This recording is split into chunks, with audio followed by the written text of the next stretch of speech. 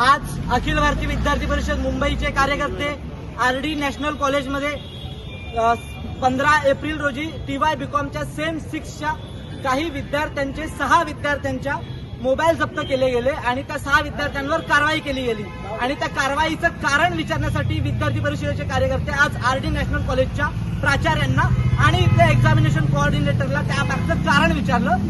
तर सुरुवातीला महाविद्यालयाच्या प्राचार्य असतील उपप्राचार्य असतील यांनी तोंडी आम्हाला उत्तर दिलं की इथे पेपर लीकचा इन्सिडेंट झाला होता आणि त्या कारणामुळे या 6 विद्यार्थ्यांचे आम्ही मोबाईल जप्त केले आणि त्यांच्यावर कारवाई केली।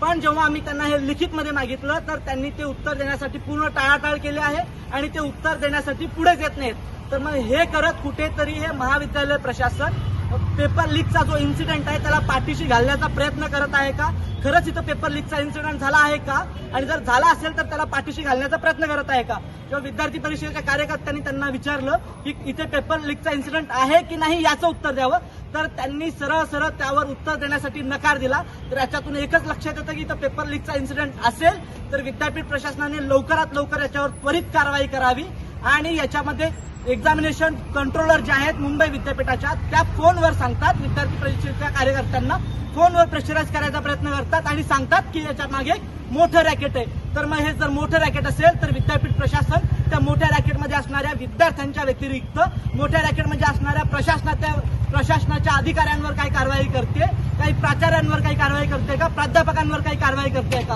हे करत कुठेतरी चोरांना पाठीशी घालायचं काम, प्रश्नपत्रिका फोडणाऱ्या टोळीला पाठीशी घालायचं काम हे प्राचार्य असतील किंवा विद्यापीठ प्रशासन करतंय का, हाच एक मोठा प्रश्न आज विद्यार्थी परिषदेच्या कार्यकर्त्यांना आणि BComच्या 10 ते 20 हजार विद्यार्थ्यांना पडतोय।